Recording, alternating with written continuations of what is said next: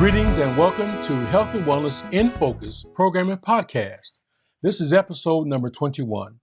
Be sure to subscribe to the audio podcast on Apple Podcasts, Spotify, and Amazon Music. You can also subscribe to the video program on YouTube. The program is brought to you by the New Covenant Church Health and Wellness Hub, produced by Vision Communications and yours truly.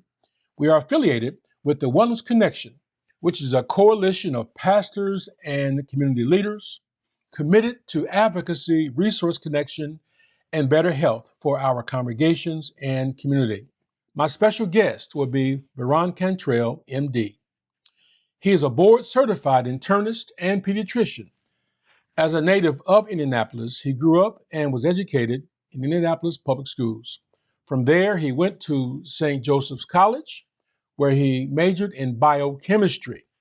After graduating from St. Joseph's College, he went on to Indiana University School of Medicine, where he received his medical doctorate degree in 2005. After medical school, he completed his Combined Residency in Internal Medicine and Pediatrics at the University of Cincinnati and the Cincinnati Children's Hospital Medical Center. He then completed 1 year as chief resident in internal medicine while staffing precepting the Internal Medicine Pediatrics Residency Clinic. In July of 2010, Dr. Cantrell joined a federally qualified health center here in Indianapolis, where he continues to work. He was the lead physician for the opening of HealthNet, a new health center on the Westside of Indianapolis that has grown from one provider up to 7 and from 3,000 visits to 14,000 visits in 17 years. Varon Cantrell also gives back to the community in many ways. He is a Christ follower and a member of Grace Apostolic Church. Dr. Cantrell is the board chair for the Kyle Guyton Memorial Scholarship Fund. The timely topic of this episode is chronic disease prevention, reclaiming health in the Black faith community. This will be an empowering and solution-based discussion on how faith, knowledge, and action work together to transform health outcomes in our community. We'll address the chronic diseases that disproportionately impact African Americans, such as diabetes, hypertension, and heart disease, and explore how churches and faith communities can be a vital partner in prevention, education, and healthy living. Through practical strategies and a commitment to holistic wellness, we will learn how to reclaim health, strengthen families, and honor God with our bodies. Dr. Cantrell is married to Lisa, and they are the parents of 4 beautiful daughters. I know you're going to be educated and inspired by this conversation. We'll be right back after this brief break.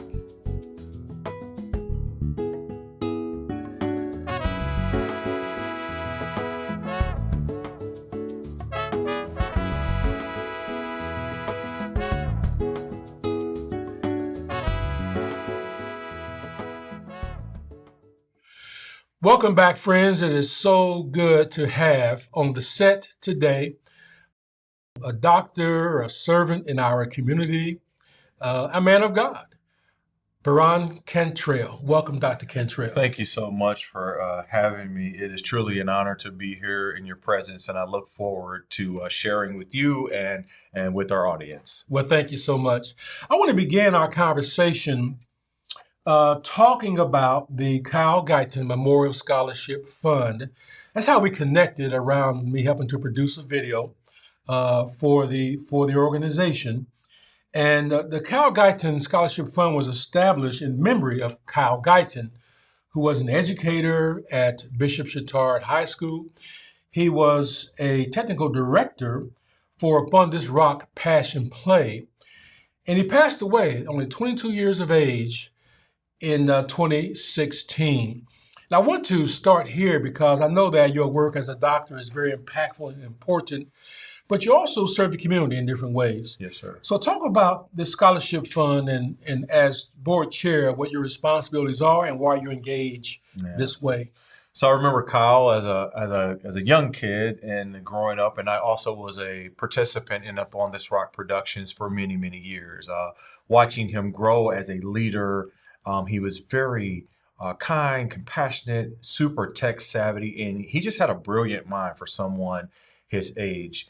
And so when the Lord called him home, which still is, anytime I think about the scholarship fund or I open up an email or read something about the scholarship fund, I just think about him and I remember that day, receiving that phone call from my aunt, who is also a member of the church where Kyle attended.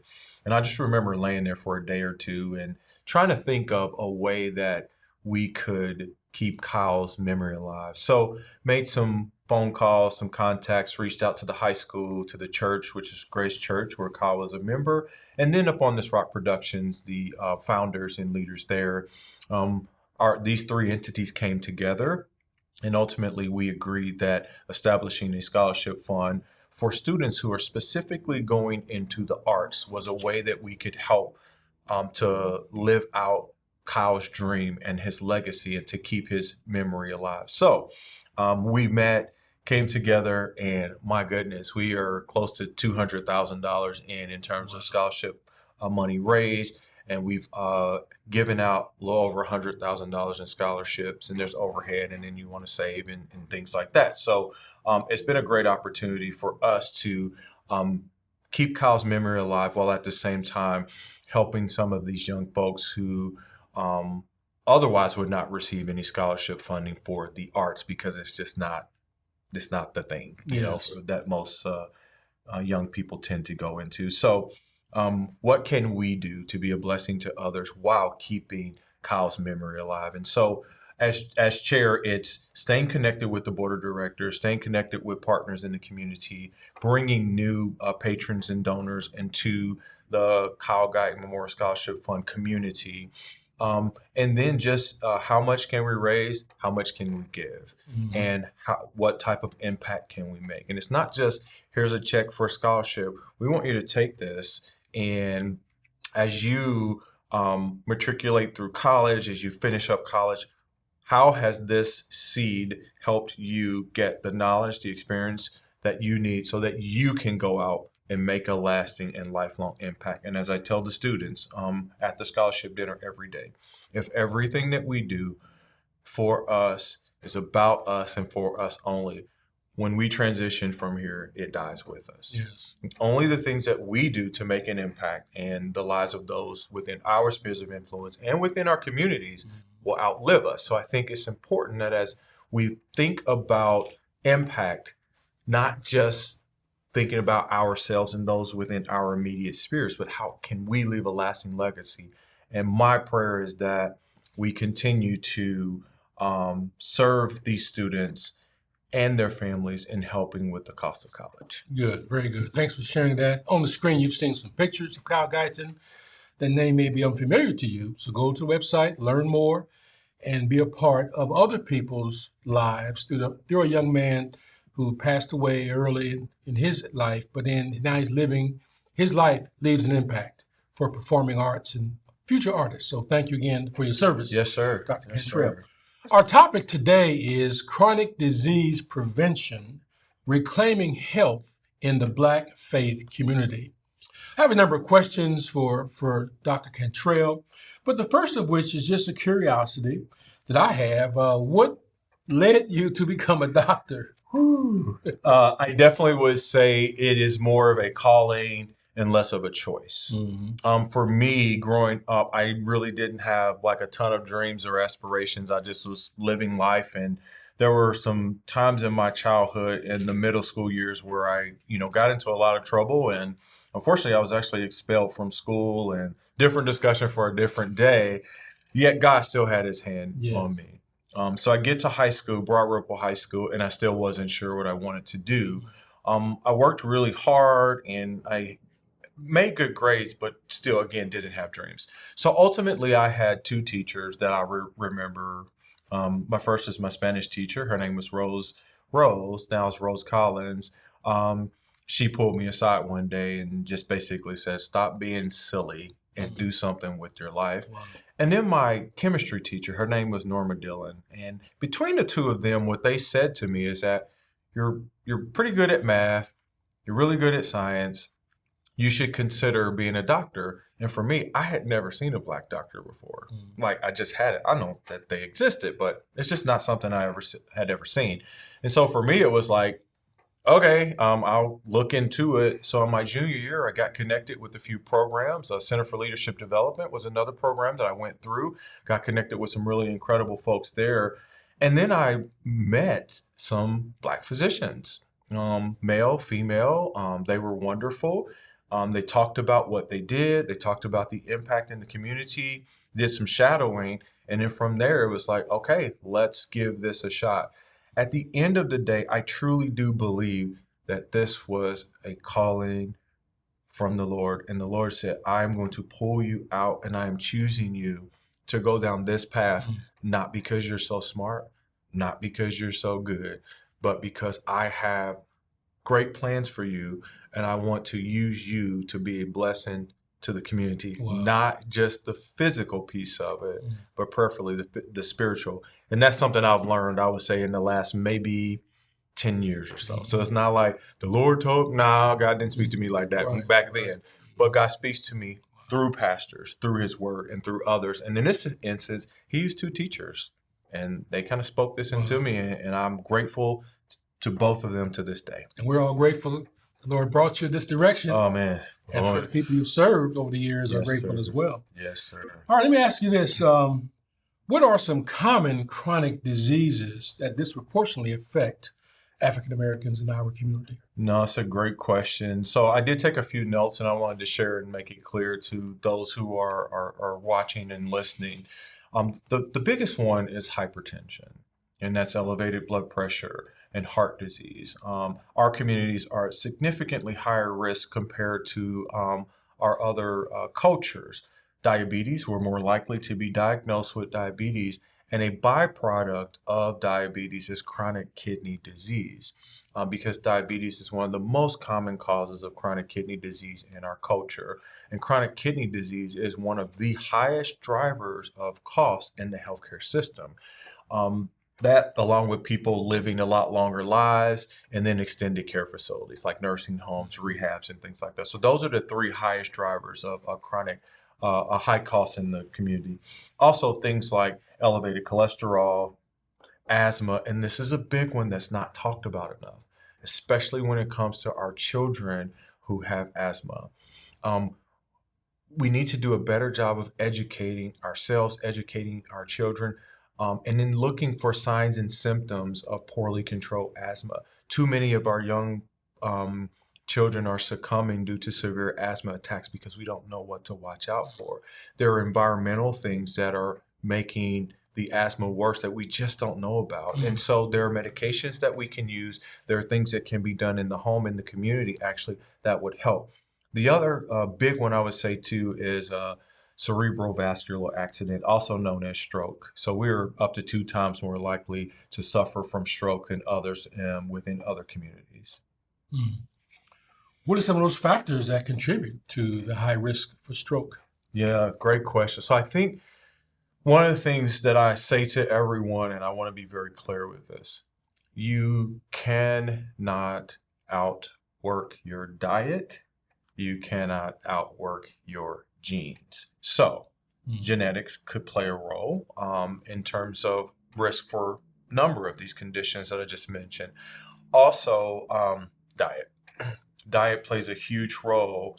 And I'm not saying you need to starve yourself or go on some fancy TikTok. There's some great diets out there, don't get me wrong now, but that's not what I'm saying. But a balanced diet, a healthy diet, a balanced diet, and then limited activity or sedentary lifestyle. So when you combine things like elevated blood pressure, kidney disease, our weight, our sugar, our cholesterol, like you combine all of those things, you're definitely at high risk for having a stroke. And what happens is in our teenage years, we start to have like some buildup of cholesterol in our arteries. It starts even in the teenage years. And if you couple that with genetic predisposition to have high cholesterol, which runs in my family, which is why I take medicine for high cholesterol, and sedentary lifestyle and those other things that we mentioned, we're at significant risk for closing up or clogging off our arteries in our brain. So basically,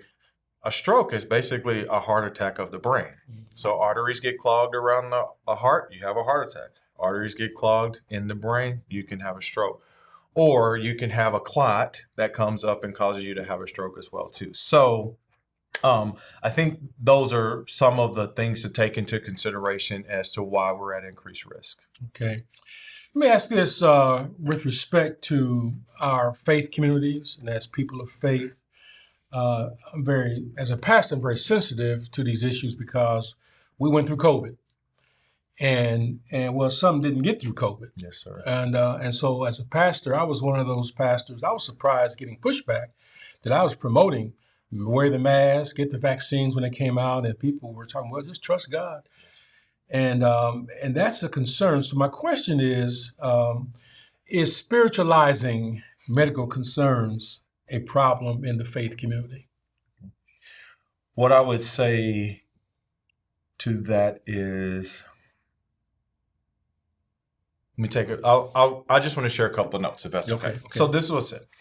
I think it's crucial that we exercise our spiritual muscle similar to the way that we exercise our physical muscle and vice versa. So you can't exercise once, brush your teeth once, pray once, and expect to see change. This has to be an ongoing thing that you do. As leaders in our community, especially in the faith community, it is important that we, number one, live out the behaviors that we desire to see in others. Mm-hmm. So it's important that we are having conversations, because my thing is this: if health professionals were not needed, if hospitals were not needed, they would not exist. And faith is number one in my life. And so people say, you saved my life. No, I can't save your life. Mm-hmm. You're going to get saved, you got to go to church now. Well, you can do it. You can do it wherever you want. And you know, we believe, confess, there we go. But I don't save your life. We can prevent you from dying, but we don't save you. Even if we did not save you. Mm-hmm. That was God. That was God. So if we did not need health professionals, we would not be here. We did not need hospitals. And the thing is this: you can be as spiritual as you want, but if you're having chest pain and you think you're having a heart attack, you're going to call 911. And I'm not saying don't pray. That is not what I'm saying. Absolutely. But God has given us resources, and God has invested knowledge, experience, talents, research to help us prolong our lives. And to say just pray and forget all that other stuff, unfortunately, that has led a lot of people in the faith community to early graves. Yes. And this is not judgmental. This is just fact. Facts. There are people who will, I'm not going to get a mammogram because I don't want someone, can we have honest conversation? Please. Okay. I'm not going to get a mammogram because I don't want anyone looking or touching. God, I'm not going to get a pap smear because I don't want someone looking down there. And I'm not letting somebody put their finger in my bottom because, listen, just hear me out. These are opportunities for us to do preventive care. We want to prevent you from having a breast cancer, prevent you from having a cervical or an ovarian cancer, prevent you from potentially having a prostate cancer, prevent you from potentially having colon cancer. Are there some costs that are incurred in doing these preventative screenings? Sometimes yes, but not all the time. Not all the time.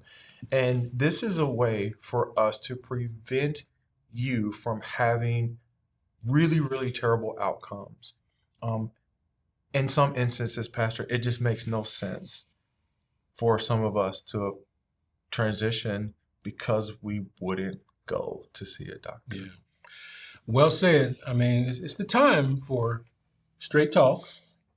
Speak the truth in love, the Bible says. And to that point, let's talk about then, again, our topic is chronic disease prevention. You mentioned some items. So what are some more keys to chronic disease prevention? I think the biggest thing is, if you don't do anything, if you don't learn anything from our conversation today, I would encourage you to strongly consider one visit to your primary care provider just once a year, just one time. And if you go and have your blood pressure checked and maybe get your appropriate labs checked based on your age, cholesterol, checking for diabetes, checking your liver function, kidney function, thyroid function, those types of things, just once a year. I would start there. And then when you go, I would ask your primary care provider, are there any screening recommendations that you believe I should do or have done within the next 12 months? So I'm 50, should I be, or 45, should I be getting a colonoscopy or getting tested for colon cancer? Okay. Should I be getting a mammogram? When do I need to have the prostate exam done or get the prostate level checked? So that's where I say we start right there. Secondly, if you have family members who have chronic disease diagnoses, I think I would look into that as well too. Well, all of my cousins have diabetes, or oh, my brother has high blood pressure. Okay, well, there could be a genetic component to that, a hereditary component in some instances. So I think it's great to, again, go and at least get checked one time, at least one time a year. I think we start there, because if you don't, you won't. And it's nothing like finding out for the first time that your kidney function is gone because you've never decided to go and have it checked. Yes. It's nothing like showing up at the emergency room or at the hospital when you're having shortness of breath and you can't breathe and you have all of this swelling in your legs and your feet, only to find out I'm 44 years old and I'm in heart failure. And I have multiple colleagues, multiple friends, some unfortunately passed in their early 40s because of chronic diseases like high blood pressure. I know other people who are college football stars and athletes who succumbed to things like heart failure because they didn't go get checked out. So I think it's important that we at least start there once a year. That's it. Just once a year. Just go get a check. Or if you don't even want to go to a health fair and have your blood pressure checked. Just start somewhere. Yes. Because burying our heads in the sand will not make underlying chronic disease go away. Praying only will not make chronic disease go away. Faith without works. So we have to add legs to our prayer. Lord, I want you to heal me from this diabetes. Lord, I want you to heal me from high blood pressure. And there are some people who have been completely cured. There are others where it's in your genes. Yes. It's in your genes. And so that's where getting the checkups, taking medication when indicated. And I'm not a huge fan of saying, here, take this, take. I'm not. And that's why a lot of people won't go. They just want to give me medicine and make money. That's not necessarily the case. Right. But I think that's where being prepared, having those sit-down conversations with those one-to-one conversations and asking lots of questions and being curious about what is diabetes, what is high blood pressure, how does it affect my body, why should I be concerned? And I think it's a knowledge thing too. We as healthcare providers, we can do a better job, and I think we try our very best to communicate that information out, but we need to do more of this. We need to have more conversations. Yes. And Right. those of us in the community, especially in the Black community, and again, this is not judgmental, this is just fact. We could do a better job, myself included, of getting out there and having more conversations. This is the purpose of our program and podcast, Yes. Health and Wellness in Focus. For our church, we have a health and wellness hub, and we're part of the Wellness Connection, a group of churches with which you're familiar. And our objective is, as you say, get the word out, be a resource, be a hub for information to make people aware of these challenges and solutions. High blood pressure is really insidious. My mother passed away from complications of kidney failure, which was from high blood pressure. Yes, sir. And what's interesting about high blood pressure, as I understand it, early on, you don't feel any different. Yes, sir. There are no symptoms. Yeah, and that's the scary thing about high blood pressure. When you start to notice symptoms, unfortunately, in some cases, it's too late. Mhm. Not too late in the sense like this is the end of your life. Right. But a lot of the damage has been done. Right. And as I've shared before, this is one thing that I talk with all of my patients. The most important thing that I can do for you, well, first one is to be there for you, to be available to you. And then second is to make sure that your blood pressure is well controlled. Because these side effects from having high blood pressure can affect you from the brain all the way down to your feet. Yes. That includes having a stroke, losing your vision, having a heart attack or going into heart failure, kidney damage and failure. For men, it can lead to significant sexual dysfunction, and also a poor blood flow in legs, and you can lose limbs and things like that from that, and cholesterol combined. And so it is a big deal, which is why I go once a year.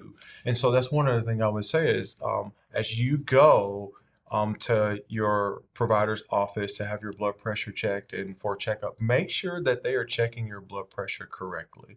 There are steps that we should take into taking the blood pressure. Your feet have to be flat on the ground. Yes, that's you important. need to relax at least for 5 minutes. There's a certain type of blood pressure cuff that needs to be done. There's a certain way that your arm needs to be rested to have it done appropriately. Because what we don't want to do is I don't want to diagnose someone with something they don't have. Yes. I don't want to tell you, you have high blood pressure, you have diabetes. Okay. So let's make sure we're doing this correctly, because let's just say you don't have high blood pressure, but you've been diagnosed with it. And then what happens? You get put on the medicine. Okay. You walk out of the door, your blood pressure is normal. And now you're taking this blood pressure medicine and you get dizzy because you don't have high blood pressure. So it's important that we are acting on accurate data. So go to the doctor, check out the American Heart Association website, and make sure that they are checking your blood pressure accurately. And kidney disease, diabetes, this lab came back, it says I have kidney disease, it says I'm diabetic. Okay, pause for a second. Give it some time, recheck the lab. Good. Because we want to make sure, again, it's accurate. Good. One reading doesn't necessarily give you a diagnosis. I think it's important that we repeat. So when you go and have that checkup, make sure your blood pressure is checked correctly. When the lab results come back, if there are any concerns for abnormal, I would recommend that you ask that these labs be repeated in whatever that interval is you agree upon. Because we want to make sure that I have what you say I have. Yes, good. I'm glad you mentioned that, because if you're going to measure your own blood pressure, only do it because you understand how it should be done. Exactly. Yeah, because self-medicating is another big problem we have among all of us, just trying to figure it out, play doctor, and hurt ourselves in the process. My mom's situation, back to her situation, the doctor explained to me, it's many, many years ago, before she passed away, that the effect of the high blood pressure on her kidney was like pounding the organ with a fist, and it developed a scar tissue. That was a very vivid description. You got it. And I thought, wow, I hadn't thought about that before. High blood pressure does something. That's why it's high blood pressure. And that pressure is doing something very damaging to our organs. Is that correct? And as your kidneys scar down, they don't function. And if the kidneys don't function, then you start to build up fluid. You also have what's called electrolyte imbalances, where your potassium and magnesium and other electrolytes can be thrown out of whack. Your sodium can be thrown out of whack. And what comes along with that, things like confusion. And if your potassium gets, too elevated, you could potentially go into cardiac arrest, or your heart could stop. And so the kidney is an incredible organ. It keeps us balanced. It keeps the fluid balanced. It helps to keep the electrolyte balance. And so it's important that we are taking care of that, and you don't want scarring. And that could start in as early as 10, 11-year-olds. Wow. I have some kids who come into the office. So I'm an internist and a pediatrician. So I have some kids who come into the office, not a ton, but enough, where they have elevated blood pressures, and then some of them have to go on medication at like 11 and 12. Wow. Yeah, and the damage is being done. And so are there underlying causes? Is there something genetic going on that could be causing them to have, high blood pressure and kidney issues at this age? I send them over to the kidney specialist as soon as I see it, because we want to get on top of this. And if there are medications that they need to take, if there are other things that we can do from a diet perspective, lifestyle perspective, we want to do that now, because the damage is cumulative. Okay. Let me ask you, so with relation to our conversation today, and we're having it at our church, in our studio, what can churches and pastors do to help spread this word about chronic disease prevention and encourage more collaboration between healthcare providers and faith communities? I would say make it a priority. That's the thing. I'll make this a priority. Your health is your wealth. Your health is your wealth, and I would make it a priority. The wellness connection that you already mentioned is fantastic. It's a great opportunity to connect people in person or virtually. So we'll get over, well, I can't drive over here, I can't make it. Well, we have technology that works with us. And it's not just because we're sitting here, but I love the fact that we're doing a podcast and having podcasts and continuing to disseminate the information like this. Community health fairs at churches, if they have a health and wellness committee at your church, so they can find out if there are other health fairs or opportunities in the community to engage things like this.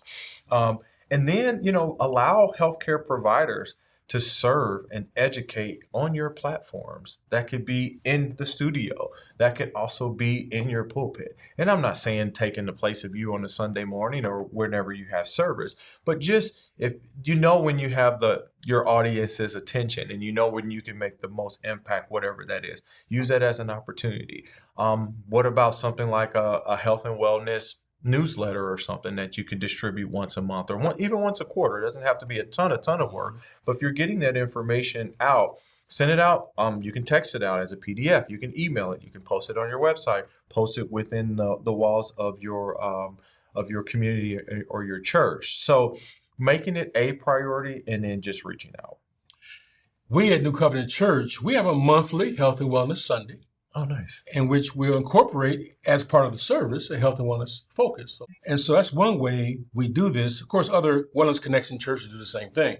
The church service is the church service. We worship, we preach the word, we don't compromise anything like that. Yes, sir. And near the end, we'll bring a health and wellness topic forward.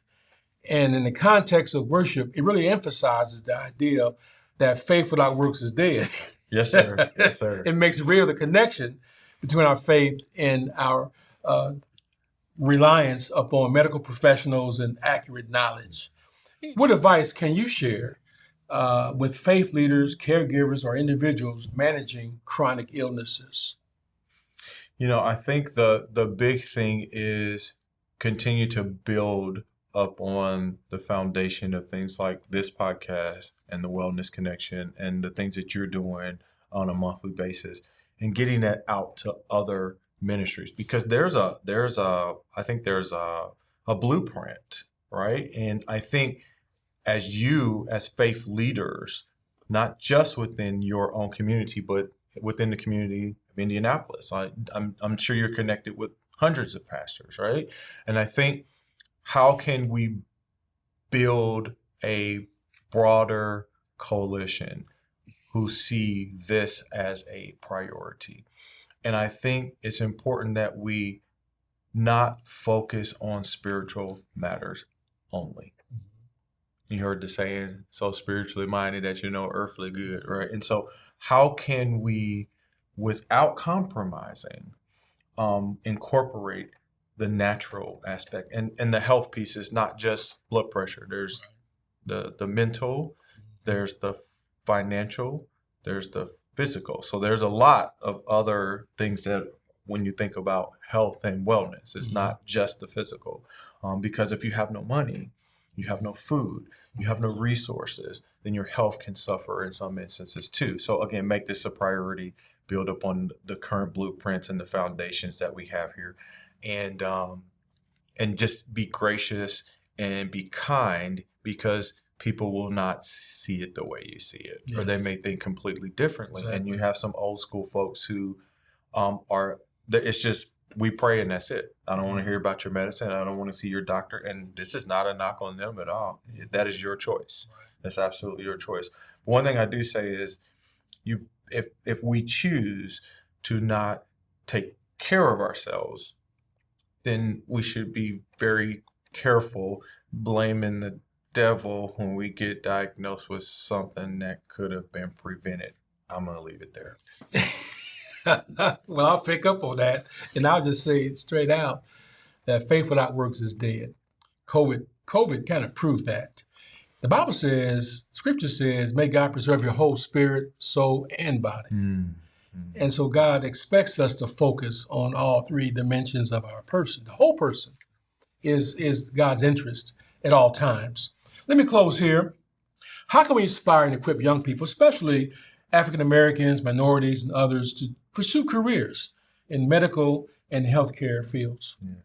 I think we first start with identifying individuals who live in this community, who operate in this particular space, and that being healthcare. Also to encourage these same individuals to engage with local communities, churches, and with initiatives like this. I keep going back to the Wellness Connection. I think it's just a wonderful organization and concept. And then invite these leaders to come and to engage with the young people. Because like I said, I had never seen a Black doctor growing up. I knew they were out there. I just never seen them before. And so I wouldn't have been inspired to do anything healthcare for what, right? I just go to my doctor, get my shots, and keep it moving.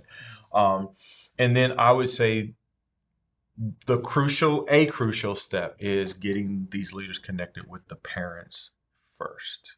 Because if we can bring the parents in to give them some knowledge and understanding of the importance and to inspire them to say, well, it may not seem like your kid could do it, they can't with your support. We'll be there for them. We will help them, inspire them. We will be available to them. So I think starting there, who are you connected to? Who do you know who works in this space, and bringing them in to spend some time with the young people to talk about it. And if you reach one, you reach one. If you reach none, that's okay too. They don't want to be doctors, but you can always inspire and talk about heart work and community and service and impact and those types of things. Great. My interest in media, which of course, that's well known. I'm a pastor and Bible teacher first and foremost, but I've always had interest in media, multimedia production. It all began when they put a bunch of us on a bus at Arlington High School back in the 70s, drove us to Ball State, and we watched a multimedia presentation done by slides. It was slides back then, not digital. Wow. It was a big screen, and I thought, wow, the sound, the visuals. And being exposed to that triggered something in me. God used experience to awaken something in me that he had put there, but I wouldn't have known, I couldn't have identified it without experiencing the multimedia presentation. And so to your point, gathering medical professionals and parents and letting young people see physicians, Black physicians and other healthcare professionals and what they do partly will help. Maybe that opens their eyes, whether it's God doing it or their natural talent is triggered, to be interested. So yeah, these are important concerns, and that's how we get kids in the pipeline. Yes. We open the doors, let them see what's out there, and then they can choose what they want to do. But without seeing it, without having experience of it, you don't know what you don't know. And so I thank you, Doctor, for having that heart, to keep our young people motivated. Final question, is there anything else you'd like to share with our listeners and viewers? Yeah. So again, thank you again for having me.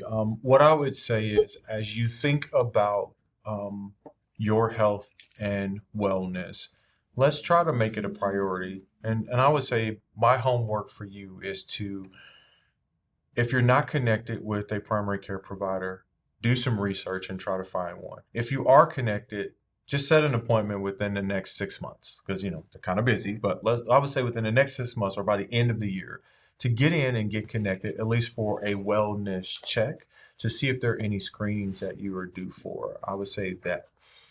At the same time, I think it's important that no matter where you are on your health journey, if you have been diagnosed with chronic disease or whatever, it doesn't matter. Today is a new day, and God willing, tomorrow's a new day. Be kind to yourself. You can't go back and change what you did do or what you didn't do. But the good thing about God's grace and mercy is that it is new every morning. And I would take advantage of that and come up and set yourself some goals and take baby steps.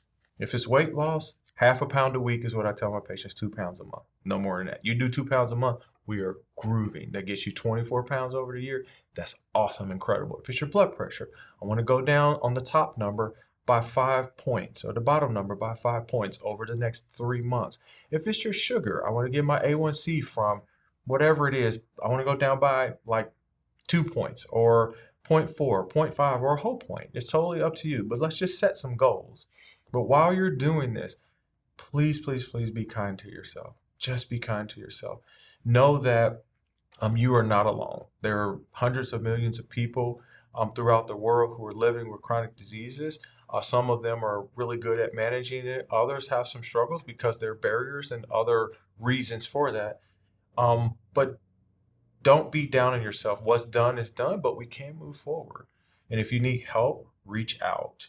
And it's okay to engage healthcare providers. It's okay to engage the healthcare system. I know in our community, there have been some not so great things done from a healthcare perspective to folks many, many years ago. And there are some concerns and some doubt, but that's where asking questions and being prepared for your visits comes into play. I thank you for your time, for your attention, and just know that we will continue to ask God to give us as healthcare providers grace and strength and peace and comfort as we do our very best to serve you and to serve your families. So God bless you, and it is well. Thank you, sir. All right, thank you. I've been speaking with Dr. Varon Cantrell, and I trust you were inspired and educated by this program and podcast. Please subscribe on Apple Podcasts, Spotify, Amazon Music. There's also a YouTube subscription. Go ahead and log in there. There are other programs as well. And let's keep this message going out, especially this chronic disease prevention is so key in our community. So thank you for joining me today. God bless and have a great day.